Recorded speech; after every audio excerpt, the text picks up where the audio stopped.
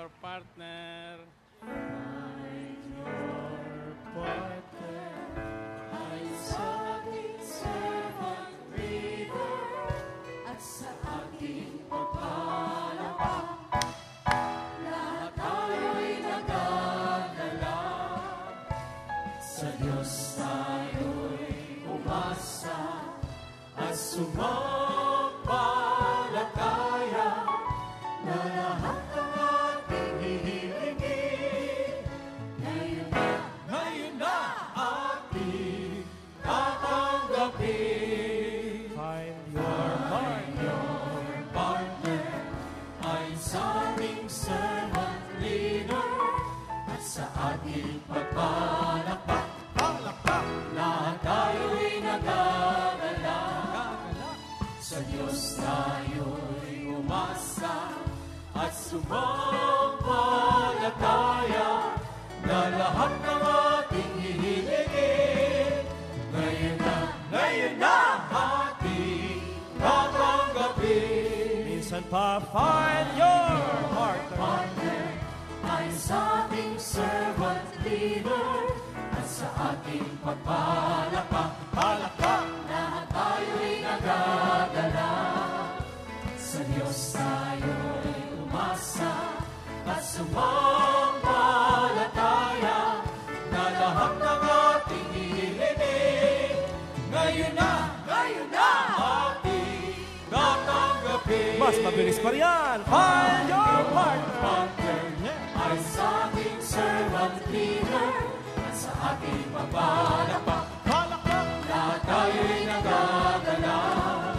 Sa Diyos tayo'y umasa at sumampalataya na lahat ng ating hihilingin ngayon na ating tatanggapin. Mas mabilis pa riyan. Find your partner. Your partner ay sa ating servant leader at sa ating pagpalakpak. Lahat tayo'y nagagalak. Sa Diyos tayo'y umasa at sumampalataya na lahat ng ating hihilingin ngayon na ating tatanggapin.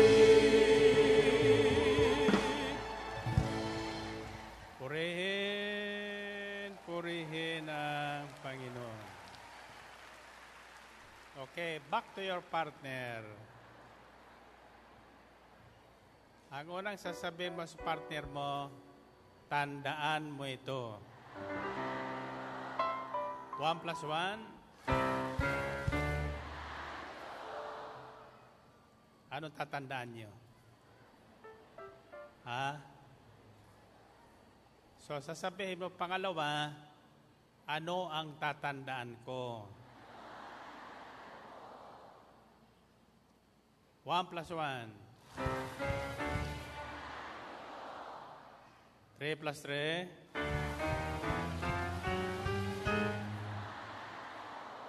O anong tatandaan nyo? Ha? Tandaan nyo, ha? Sa huli, sasabihin nyo, mangyayari ang lahat na kahilingan mo. Naniwala kayo doon? 1 plus 1. 3 plus 3.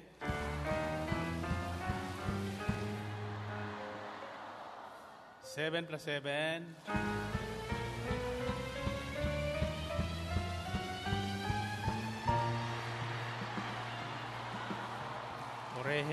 Purihin ang Panginoon. Sinong naniniwalang mangyayari ang lahat na kahilingan? Okay, labas nyo ang inyong mga prayer requests at lahat ng inyong daladalahan at paniwalaan nyo sa Diyos ay walang imposible.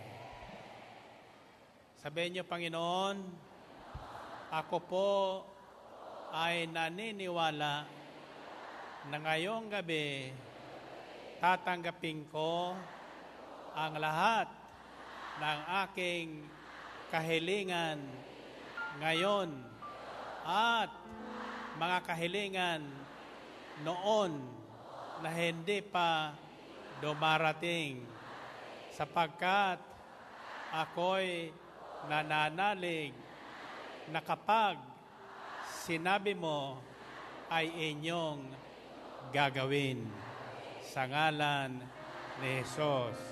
Amen? Amen. Okay.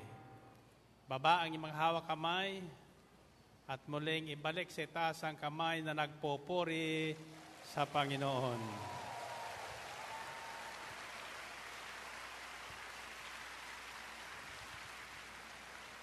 Taas ang kamay. Sa bilang kong tatlong ulit kayong tatalon at sisigaw, nakataas ang kamay ng ganito. Nananalig ako, nananalig ako, nananalig ako, lahat tatanggapin ko ngayon. Ulitin nyo nga.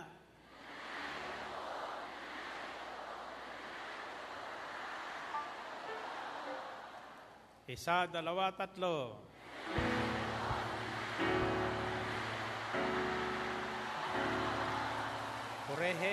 Purihin ang Panginoon.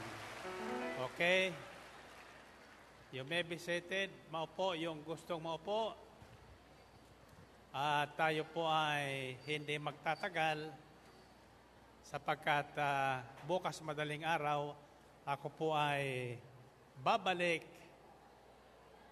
sa Taiwan para lalong bumata ko. Naniniwala kayo?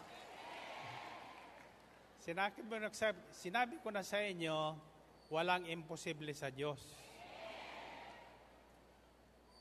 Kung kayo ay lalapit sa akin, papupunan nyo na yung aking buhok ay muling umiitim. Kusang umiitim sa halip na pumuti. Kaya hindi magtatagal, pagbalik ko sa inyo, may makikita kayong katotohanan. Sapagkat sa Diyos ay walang imposible. Amen ba? Kaya kung ako kayo, hindi na ako magkukulay ng buhok. Para hindi na kayo nahirapan, hindi kayo makagastuhan, babata pa kayo. Amen ba? Now, babalikan natin, ibig kong tandaan niyo po ang 3 pair of words. The first pair is represented by the letter S and D. The second pair is represented by the letter S and B. And the third pair is represented by the letter S and A. SD, SB, SA. Pag ito ay tinandaan nyo at ginawa, wala kayong hihingin na hindi darating sa inyo. Amen ba? Okay. It's taken from the gospel we just heard, according to Mark chapter 9. Verses 21-24 says, Jesus asked the boy's father, "How long has he been like this?" "From childhood," the father answered. "It has often thrown him into the fire or water to kill him. But if you can do anything, take pity on us and help us." "If you can," Jesus said, "everything is possible for him who believes." Immediately the boy's father exclaimed, "I do believe. Help me overcome my unbelief." Sabihin niyo mga, I do believe. Help me overcome my unbelief. Okay, may isang batang inaalihan ng masamang espiritu, himatayin. epileptic. Dinala ng tatay sa mga alagad sapagkat nabalitaan nilang ang mga alagad ni Kristo ay nagpapalayas na ng mga demonyo at lumalayas naman. Subalit this time, maski anong gawin ng mga alagad, ayaw lumayas ng demonyo. Kaya nang dumating si Jesus, pinagkaguluhan, naabutan niya nagkakagulo ang mga tao at nag-aargumento sa isa't isa. They were asking questions with each other, and Jesus said, ano ba ang pinagkakaguluhan nyo? Nakikinig ba kayo? Ang sabi ng tatay, ang anak ko pong himatayin din ako dito sa mga alagad mo. Subalit hindi nila mapalayas ang masamang espiritu. Ang sabi ng Panginoon, O unbelieving generation, how long shall I stay with you? Lahing wanang pananampalataya, sabi ng Panginoon Kristo, hanggat kailan ko kayo pagtitiisan. Lahing walang pananampalataya. Tatanungin ko kayo, kasali ba kayo sa lahing walang pananampalataya? Kung hindi kayo kasali sa lahing walang pananampalataya, disin sana lahat ng inyong kahilingan ay dumating na. You know why? Our faith works wonders and miracles on three things. Once we do these things, you can be assured that whatever you ask for in prayer, if you do not doubt, God will make it happen to you. Tatandaan nyo ito, ang ating pananampalataya ay hindi patay. Ito'y isang pananampalatayang may kapangyarihang gumawa ng tanda, himala at kababalaghan sa ating buhay. Amen ba?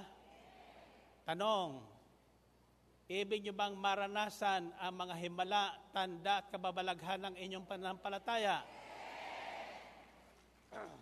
Then, there are three things, simple things that I'd like you to remember and do.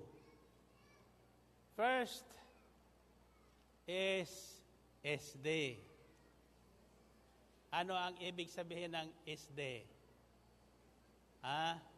If you want to witness miracles, signs, and wonders of your faith, of our faith in Christ Jesus, you should remember these two words. First, SD represents stop doubting. Stop doubting. Alisin nyo na ang inyong pag-aalinlangan. Alisin nyo ang salitang baka. Baka. Baka sakali. Sa Diyos, walang baka sakali. Sa Diyos, may katiyakan ang lahat. Pag sinabi ng Diyos, tandaan nyo, Kanyang gagawin. Hindi niya ito makakalimutan. Kapag nangako ang Diyos, Kanyang tutuparin.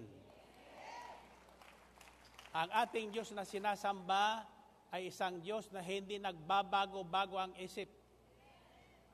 Isang Diyos na hindi nagsisinungaling. Kapag sinabi niya, tiyak Kanyang gagawin. Kapag ipinangako niya, Kanyang tutuparin. Amen ba? But with so many Christians, as I shared with you last week, our faith is alive. Like our body, it is alive. But through the years, it weakens, nanghihina.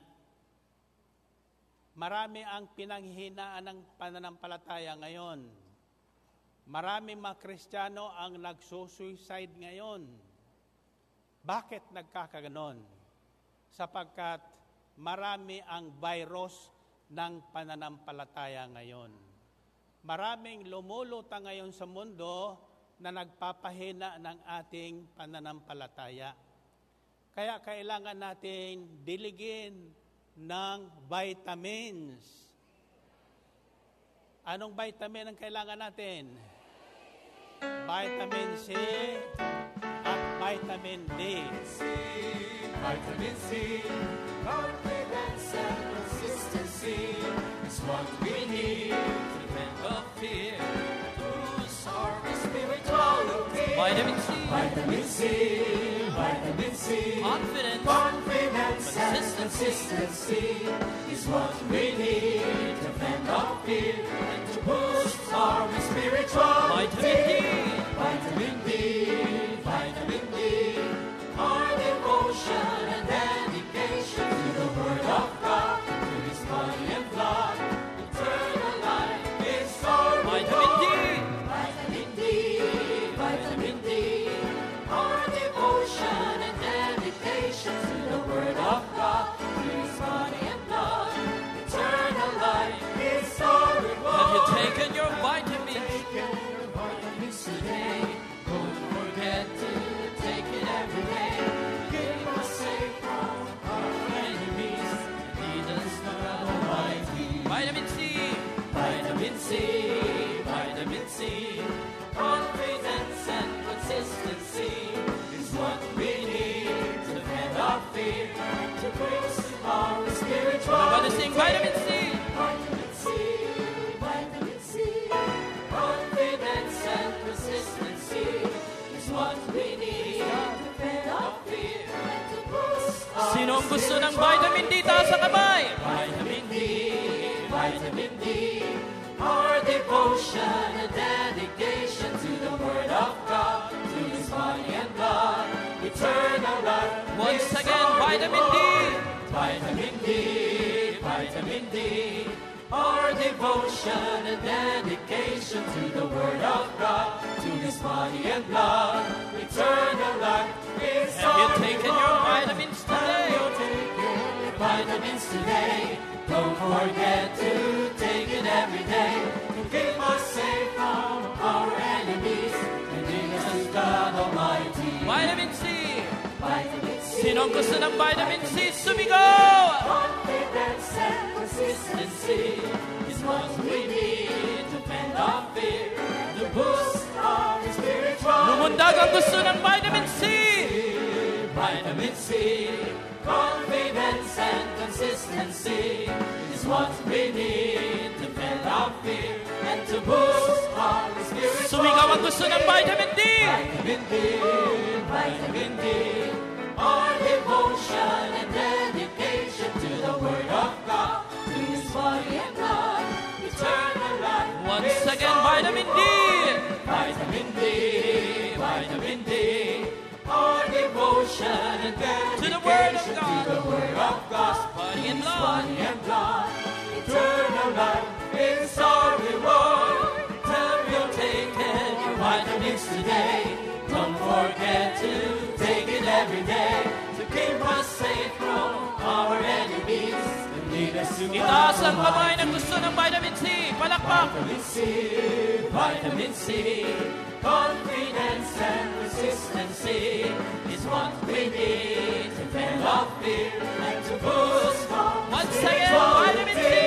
Vitamin C, Palakpak ang mga kamay. vitamin C, confidence and consistency is what we need to fend off fear and to boost our Now, spiritual vitamin D. Vitamin D, vitamin D, our devotion and dedication to the Word of God, to His body and blood, eternal life is For the our last time, reward. vitamin D.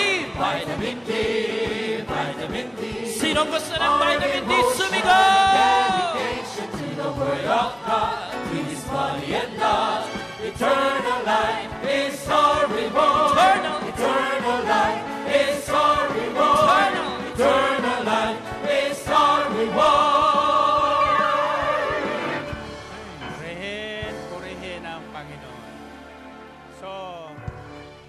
vitamin C of our faith is confidence in the Word of God, in consistency in our belief. Hindi pa bago-bago ang paniniwala. Naniniwala tayo, tagtitiwala tayo sa sinabi ng Diyos, sa salita ng Diyos. Kailangan ng katawan natin ang vitamin C para hindi tayo kinakapitan ng mga sipon-sipon at ubo-ubo. Amen ba? May panampalatayang inuubo madalas. Kailangan din natin ang vitamin D para hindi tayo tumatanda. Nasundan nyo ba? And vitamin D means dedication and devotion to the Word of God, the blood and body of Christ Jesus, which is the Holy Eucharist. That is the beauty of our Catholic faith. My consistency, my confidence, my devotion, at my dedication. Pilipino, mahilig sa devotion, di ba? Mayroon dyan mga deboto ng Nazareno. Kaya lang, once a year lang sila kung pumunta. Isa po ko sa deboto ng Nazareno, pero every Friday, dumadaan ako dyan sa Quiapo, no ako'y nag-aaral pa sa Piate. Dadaan muna ako sa Quiapo, tapos dadaan ako sa Santa Cruz, tapos pagkalaan Santa Cruz, dadaan ako sa Clover Theater. Sapagkat ang Clover Theater ay nasa pintuan lang ng Fiate University. May consistency po ko doon hanggang sa makatapos ako. Kaya po ako nagkaganito. No ako'y mainligaw sa aking may bahay, kahit ayaw niya sa akin, basta sinasabi ko, darating panahon, ikaw ay akin. Amen. Consistent ang panliligaw, hindi nang hihina, kahit inaayawan. Consistent tayo. Confidence tayo sapagkat mayroon tayong Diyos na inasahan tutulong sa atin. Amen ba? But the wonders and miracles of our faith will not work if we keep on doubting. Kaya the first pair of word for tonight is stop doubting the Word of God. Huwag niyo sasabihin, masasabi mo lang yan, brother, may isa ka nangyari sa'yo. Yun, salitang may pag-aalinlangan. Faith, a doubt is the killer of faith. Ang pag-aalinlangan ay siyang pumapatay ng ating pananampalataya. Now, what is the opposite of doubt? Believing. So, SB stands for start believing. Stop doubting, start believing the Word of God. Saan nyo masusumpungan yan? Tatandaan nyo, si Tomas, you can sit down. Mahaba-haba pa tayo ito. Maupo kayo. Yung mahinang pananampalataya, pag umulan, hindi na darating. Yung may panampalataya, hindi nag-alinlangan, kahit bahain yan, darating at darating yan. Amen ba? Yan ang may panampalatayang susundan ng tanda, himala at kababalagan. Amen? Nang muling mabuhay at magpakita ang Panginoong Kristo sa kanyang mga alagad, sinong absent? Si Tomas. Bakit absent si Tomas? Hindi siya naniniwala sa sinabi ni Jesus nung nabubuhay pa na muli siyang mabubuhay. Kaya nabalitaan niya, pero hindi siya niniwala. Kaya bumalik siya doon sa Luma. Anong ginawa niya sa Luma? binalikan yung kanyang paglilitson. Amen ba? Kaya absent si Tomas. Ngayon, nang dumating ang Panginoon, wala si Tomas, unang nagpakita. So, kininto lang na nakakita sa Panginoon. Sabi niya, Tom, Tomas, Tom, nakita namin ang Panginoon, muling nabuhay. Ang sabi naman ni Tomas, hindi ako maniniwala hanggat hindi ko nakikita siya personal at hindi ko nahihipo ang butas sa kanyang makamay, nagawa ng pako at ang butas sa kanyang tagiliran. So kinabukasan, nagpakita muli ang Panginoon. Araw ng Sabado, nandoon na si Tomas. Absent siya nung araw ng Martes. Araw ng Sabado, na-present si Tomas. Pakita agad. Si Tomas agad hinarap ng Panginoon. Ang sabi niya, Tomas, bakit ka nag-aalinlangan? Halika, lumapit ka. Si Jesus ini. Si Jesus ini. Sabi niya, isuot mo ang iyong daliri sa butas ng aking makamay at ang iyong kamay sa butas ng aking tagiliran. Ginawa ni Tomas yun. Anong sinigaw ni Tomas?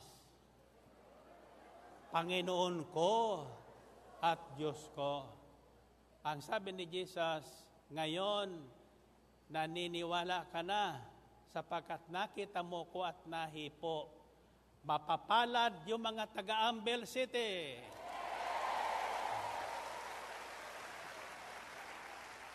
Sapagkat hindi man nila ako nakita at nahipo, naniniwala sila na ako'y muling nabuhay. Naniniwala siya sa lahat ng sinabi ko sa kanila. Kaya ang sabi niya, stop doubting. Tom, stop doubting. Start believing me. Tigilan mo na ang pag-aalinlangan. Huwag mo nang sasabihin, hindi mangyayari yan. Hindi mangyayari yan sa iyo sapagkat sinabi mong hindi mangyayari. Pag sinabi mong mangyayari ito, isigaw nyo, mangyayari ito sapagkat sinabi ni Kristo. Siya gagawin ni Kristo at mangyayari sa iyo ang pinaniwalaan mo. Amen ba? So, first prayer is stop doubting. Stop doubting the Word of God. Pag sinabi ng Diyos, magbigay ka at bibigyan ka ng Diyos, hustong takal, siksik, liglig at umaapaw pa, anong gagawin mo? Magbigay na. Amen ba? Ito, mayroon sa aking nakarating. I hope kayo dyan sa London nakikinig. And I want this investigated. May isa sa member ng choir daw dyan sa London na nanghiram ng pera sa isang attende. Nang sinisingil na nagalit at nagsalita pa ng mga salitang hindi dapat sinasabi at namumutawi sa lingkod ng Diyos. Amen ba? Kung nakikinig kayo, I want that investigated. I have the copy of the text messages and the voice of that girl na sa halip magbayad ay maraming salitang binitawan na hindi nararapat manggaling sa bibig ng isang mananampalataya sa Diyos. Tatandaan nyo, ang sinabi sa Biblia, huwag kayong agad-agad magagalit sapagkat ang galit ay hindi nakatutulong para tayo ay maging mabuti sa paningin ng Diyos. Maging matuwid sa paningin ng Diyos. So may utang ka, sinisingil ka, di ka makabayad, di sabihin mo, bukas na. Total, bukas naman walang katapusan. Diba? Pagbalik sa'yo, bukas uli. At least hindi ka nagagalit. Hanggang sa magsawa sa kasisingil yun. Sasabihin sa'yo, wala nang katapusan bukas mo. Ito ang sabihin mo, ang pananampalataya ay laging may bukas pa. Tasa kamay nyo, ha? Tatandaan nyo, ang ating pananampalataya ay laging may bukas pa. Amen ba? You know why? Faith is the substance of things hoped for. Laging umaasa ang may pananampalataya. Hindi siya nawawala ng pag-asa. Ang pag-asa ang lakas ng ating pananampalataya. Amen ba? Purihin natin ang Panginoon, purihin ng Diyos. So, for us to see the wonders and miracles of our faith, I always talk of miracles because I am living on miracles. Nabahagi ko na sa inyo, 1977, inalas ang tiyan ko. Yung aking bituka, the large intestine was removed because of ulcers, multiple ulcers. Inoperahan po ko sa ulcers 1967, 7 hours operation. Halos wala ng buhay. 7 days, hindi pa ako gumigising. Pero naririnig ko ang usap-usapan. Yung ninong namin sa kasal, narinig ko ang isang umaga. Sabi niya, Dok, mabubuhay pa ba yan? Ang sabi ng doktor ko, mabubuhay yan. Pag narinig ko ang salita ng doktor ko, sa isip ko, ako sumasang-ayon, kako totoo yan. Mabubuhay pa ako. Amen ba? Pero sinabi niya, pag dumating ang ikapitong araw at hindi pa dumilat ang mata niyan, tudas na yan. Anyway, sa kapitong araw, pagdalaw sa akin ng doktor ko, tinawag ako, Mike, buhay ka pa ba? Dumilat ang mata ko. Palakpakan sila. Sabi nila, buhay pa ang pasyente ko. Tatandaan nyo yun, ha? Iyon ang third pair of words. Stop doubting, start believing, and start acting on your faith. S.A. Start acting on your faith. Naniniwala ko na mabubuhay ako. Kaya nang sabihin sa akin ng doktor, kung buhay ka pa, idilat mo ang mata mo.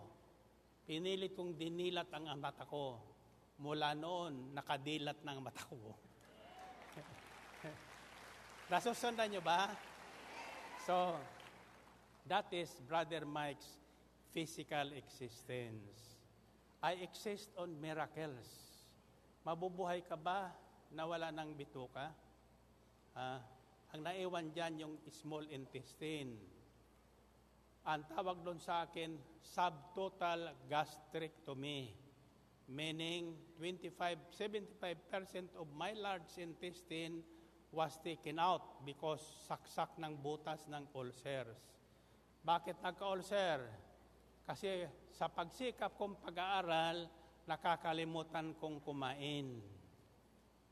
Hindi na kumain, umiinom pa ako ng soft drinks. Pag gutom kayo, iinom ng soft drinks sapagkat matutunaw ang inyong bituka. But later on, after so many years, nagpa-examine po muli ako sa aking intestine. Nagulat ang mga doktor sapagkat yung maliit na intestine ko, lumaki na. Lumaki na. Kaya noon, wala akong tiyan.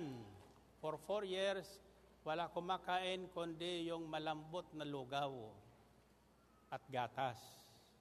Pero ngayon, kung kumain ako, steak pa. Isang mangkok pang pagkain.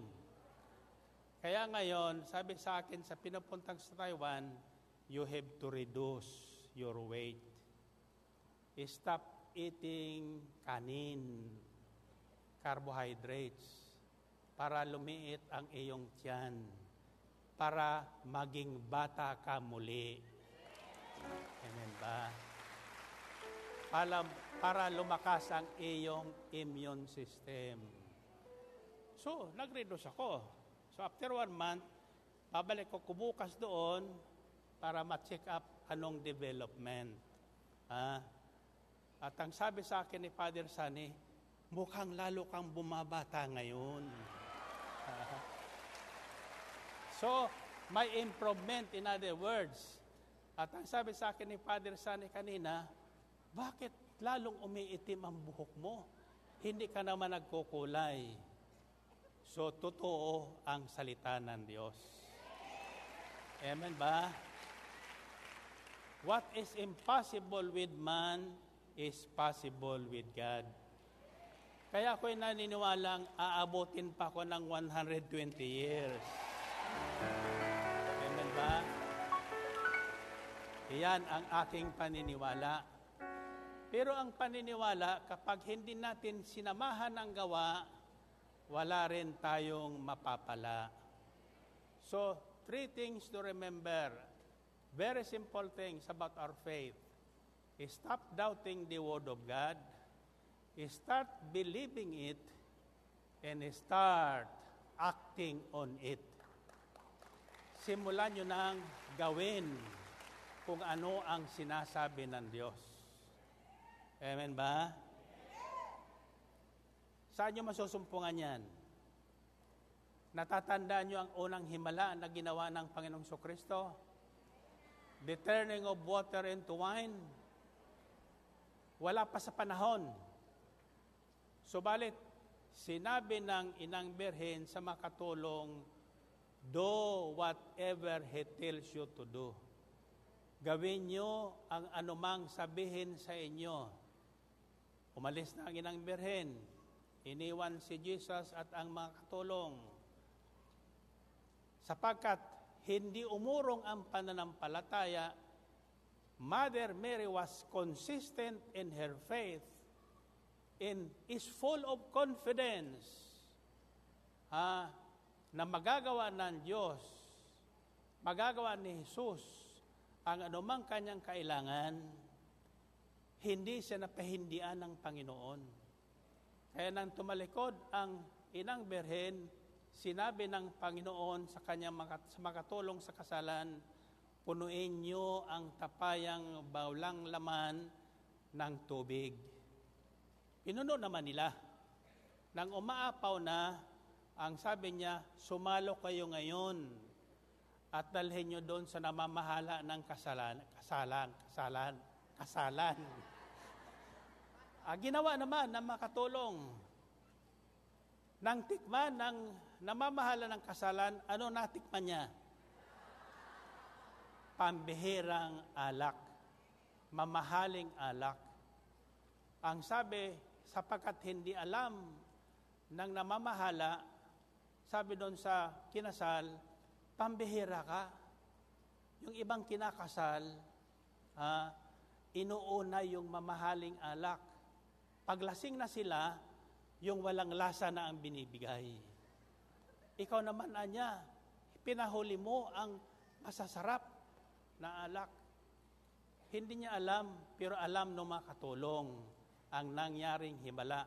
Sapagkat kung ano ang sinabi ni Jesus, siya ang kanilang ginawa.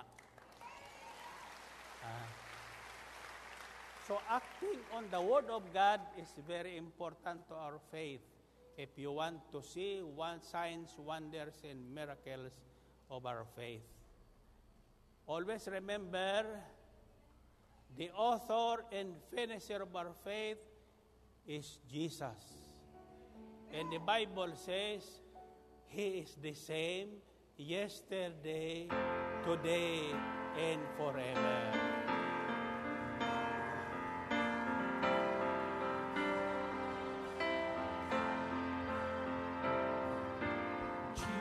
Jesus Christ, the same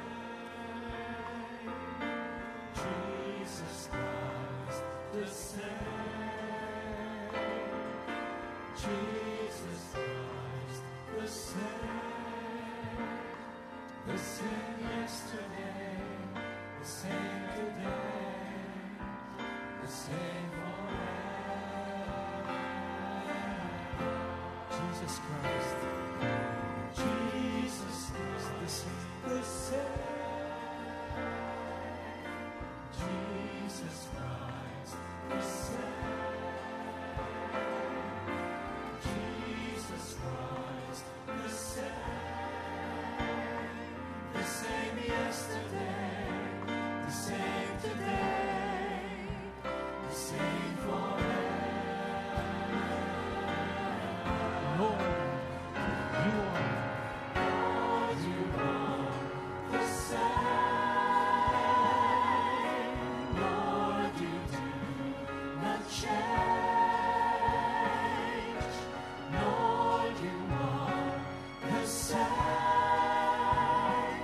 same yesterday, the same today, the same forever. Lord, you are the same. Lord, you are the same. Lord, you do not change. Lord, you are the same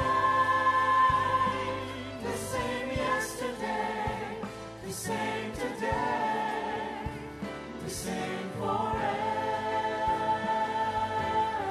Jesus Christ, Jesus Christ, the same. Jesus Christ, the same. Jesus Christ,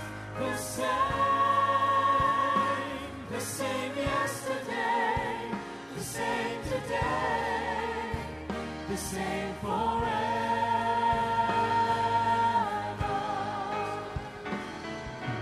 Jesus Christ, the same. Jesus Christ, the same.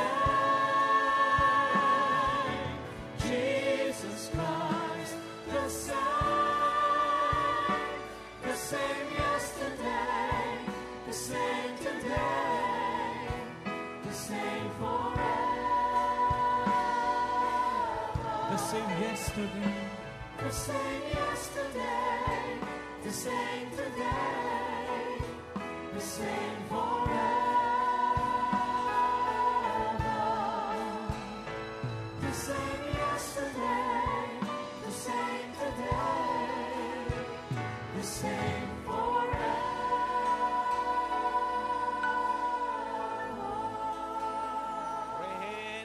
Purihin ang Panginoon. Taas ang kamay. Taas ang kamay. I'd like you to remember the words I'm emphasizing to you every healing message.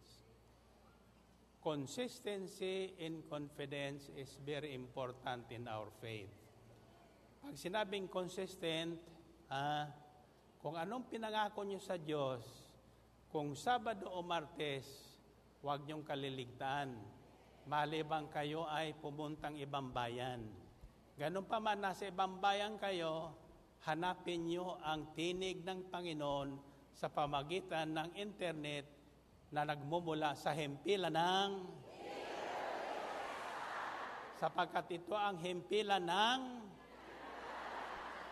mabuting balita, himpilang pinagpala. Hindi lang ang himpilang pinagpala, lahat na kasusumpong sa himpilang ito ay pinagpapala ng Diyos. Amen ba? The second prayer is set a time in a day. That is dedication. Be devoted to the Word of God. Huwag niyo pagpapalit sa takbo ng mundo ang pangako at salita ng Diyos. Amen ba? Sabi sa Biblia, mag-iba kayo at magbago ng isip. Huwag kayong umayon sa uso ng mundo. Maraming pakulo ang mundong ito. Pero ang lahat na pakulo sa mundo ay pangsamantala. But the Word of God and the promise of God lasts forever. Amen.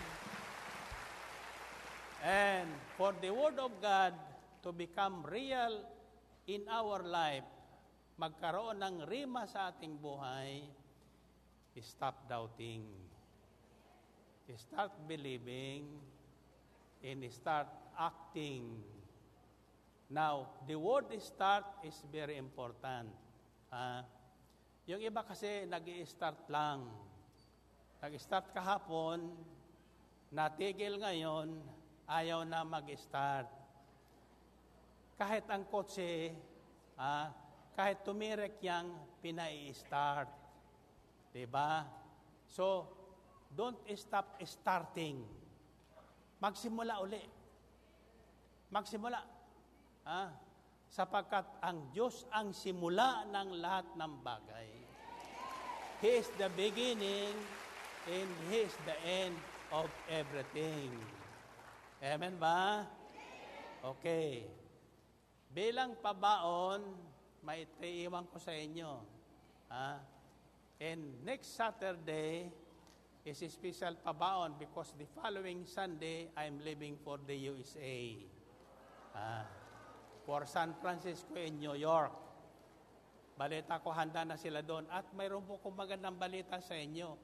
Yung aming maliit na bahay na bakasyonan sa San Francisco, itinawag sa amin kaninang umaga ni Sister May, pinasok ng magnanakaw. Pinasok ng magnanakaw. Pero ang pinagtataka nila, walang nailabas na ninakaw. Bakit? Nakita yung panyo ng El Shaddai. Nagmananakaw doon sa kwarto namin. Sa isip ko naman, malikot ang isip ko, baka naman kakayo magnanakaw, taga El Shaddai.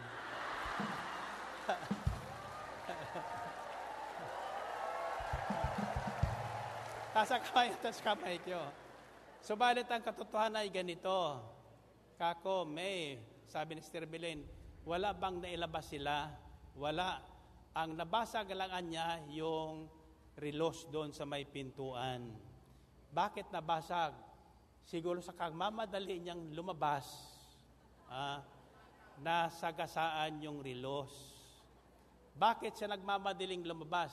Ito po ang pangako sa Salmo 91. Pag ikaw ay nanatili kay Yahweh El Shaddai, susuguin niya ang maraming anghel. Silang magbabantay. Kaya ako yung naniniwala, wala man doon yung aming katiwala, nakita magmananakaw yung mga anghel na malalaki. Kaya nagtakbuhan sila.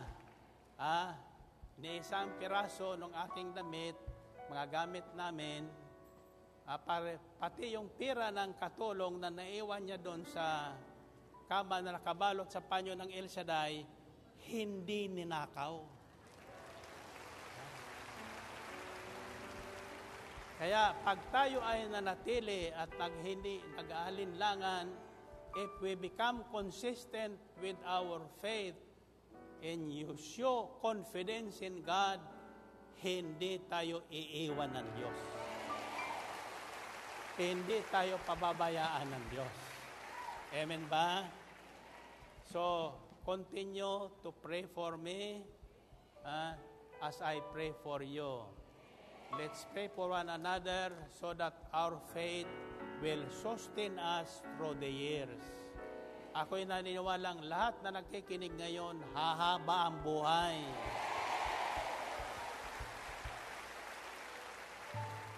At gagantimpalaan ng kaligtasan, buhay na walang hanggan. Haba-haba na ang buhay ngayon, may buhay pang walang hanggan na naghihintay sa atin. Amen? Taas ang kamay. Pagtapong ko sa inyo, ito ang sisigaw nyo. Ito ang simula ng mga himala sa aking buhay. Ulitin nyo nga. Naniwala kayo dyan? Ngayong gabi, may himala kayong tatanggapin. Are you ready?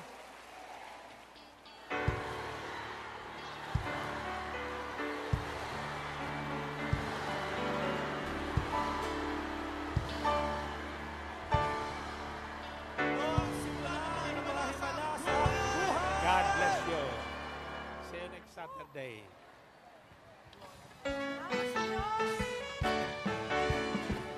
Vitamin C.